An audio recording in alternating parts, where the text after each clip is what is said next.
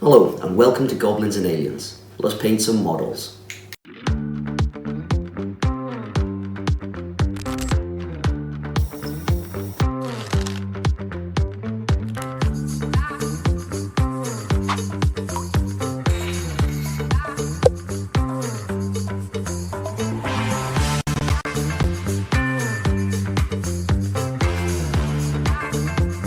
For this video, I'll be using the starter paint set. You've most likely been gifted it or you've picked it up yourself. The core message of this series is to learn the basics before spending all your hard-earned pocket monies on models, paints, tools that you don't understand or appreciate quite yet.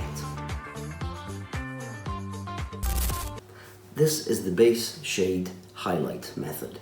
It's an easy beginner's technique to get some paint on a model and get that little result just to spur you on that little bit more. Scoop a dollop of paint onto your palette. Try using the end of your brush instead of the bristles. As a beginner, it is good practice to use a plain plastic palette or a ceramic plate. It will help you learn the values of your paint. When you have a better understanding, you can consider using a wet palette. Place a blob of water near your paint and draw both the paint and water together. Try to aim for a 50-50 mix. If the mix is too thick, you can add a tiny bit more water. If it's too thin, a tiny bit more paint. Dampen your brush before lifting any paint. This will help the paint smoothly leave the bristles. When lifting the paint mixture, try not to get any paint past the halfway line of the brush's belly. If possible, even less than that. If the paint makes its way to the metal ferrule, it'll solidify and alter the shape of the brush tip. With your loaded brush, it is time to paint. Draw the brush away from the tip, never going into the direction of the tip. This is yet another way to damage the bristles. As a beginner, you will be heavy-handed and exhaust your brushes quickly. But if you add these good practices in early enough, you'll get a better lifespan per brush. Give the paint a few seconds to dry. Drying time will vary depending on the temperature and humidity of your room.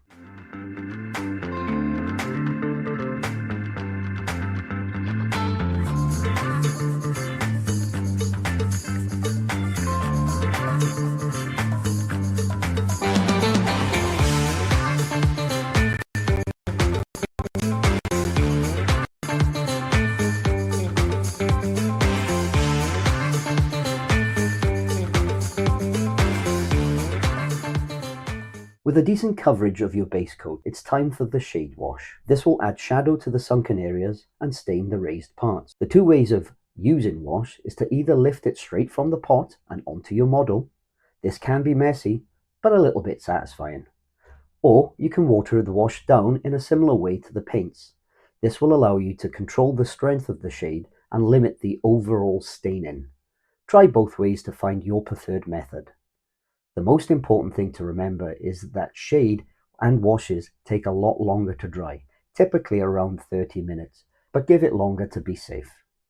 With the shade dry, you'll notice the base color dropping down in brightness. If it isn't your desired darkness, you can always apply another coat. Be careful doing so, as washes tend to be a lot thicker and can fill any of the finer details. Best water it down to avoid any preventable errors. Your first step in highlighting is simple. Reapplying the base coat will act as a jump in color brightness. To boost the highlight more, you can add a small amount of white, yellow, or a creamy color. This will alter the saturation. Sometimes this is a good thing, and others it can leave a weaker pale pastel finish.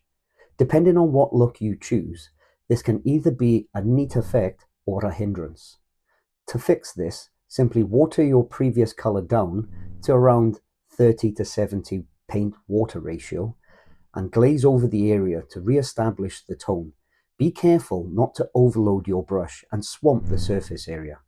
After going over the model, painting each section in this manner, you'll end up with your first playable painted miniature. Recap and things to consider. Start with a neutral primer to make life easy. Thin your paint. Don't overload your brush. Allow the paint to dry before reapplying. You could base, wash and highlight the whole model or work in sections. It is what you find comfortable. Don't worry about the ugly stage, you'll work through it. Remember, this is your hobby time. Do with it the way you see fit.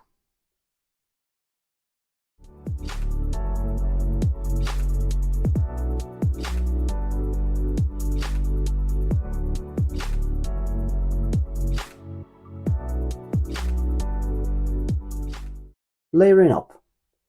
The mentality behind this method is to start from the deepest shade tone and work your way up to your goal highlight. Using multiple layers of increasingly brighter paint, this can be achieved by mixing a base color with your shade color. You could use pre-mixed paints that work in harmony to create a smooth gradient. For this beginner-friendly video, I'll simply use black and red, just to show you don't need to buy multiple paints to start having fun. I'll start with a black primed model. This is my preferred start point for the layering. If there are any hard to reach areas, the black will act as the deepest shade. Mixing 80% black and 20% red, I will cover most of the model with this mixture, leaving a thin outline of the black around each section.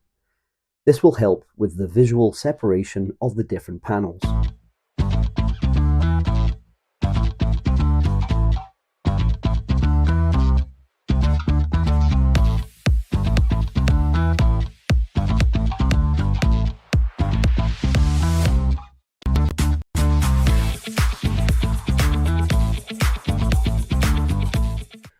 With that dry, it's time to step up in brightness.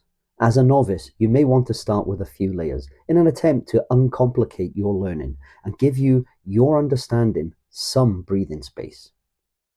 I'm a firm believer in keeping things simple to start with. You can always come back to your model when you feel like you've improved, and improve your model in turn. With a 50-50 mix, keep within the previous area, leaving enough space to keep it visible. This is where you'll have to take into consideration the shapes and direction of light, but don't overthink it. You will get the hang of this the more you paint. Finally, use a straight mix of red in an even smaller area. You could continue up by adding off-white, but I prefer using the intended color as being the top of the brightness. Highlighting is a completely different topic. When you hold the model close to your face, you will see the gradient steps between the layers. If this bothers you in any way, there are a few ways to deal with this. Firstly, don't hold your model to your face. Remember, when you are playing any games, the models will be over an arm's length away. Adding extra layers between the mixes. The more layers, the better chance you will have convincing your eyes of a smooth blend. But as a beginner, I recommend starting with a fewer. Glazing between each layer is the best way to conceal these layers, but this is an intermediate technique that I will cover in another video. Quick recap and things to consider. This style of painting does take longer than base shade highlight. It is up to you how you want to spend your hobby time. Make sure you thin your paints correctly and allow each layer time to dry. This will help avoid any unwanted texture. Like the previous method, you could paint the entire model with each layer or work in individual sections. Be aware that not every color mixes well. The pigment variety in each pot may not be evident until you mix with another, and end up with strange grays and weird browns. You can mix both of these methods. The quick approach of base shade highlight on the least interesting parts like boots, bags and random cases. Then pay more attention with layering on things like faces, weapons or the prominent armor. It is a good thing to practice both of these methods for your progression and enjoyment.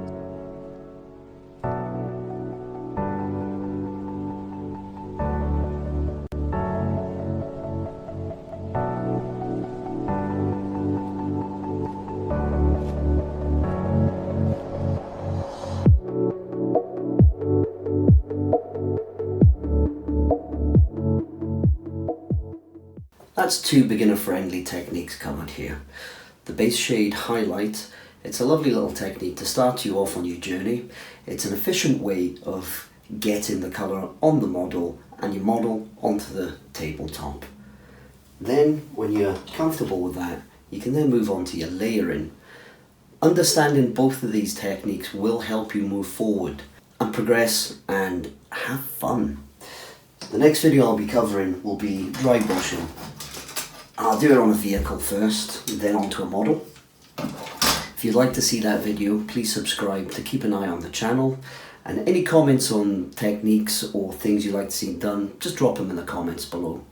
But until the next video, thank you for watching and take care.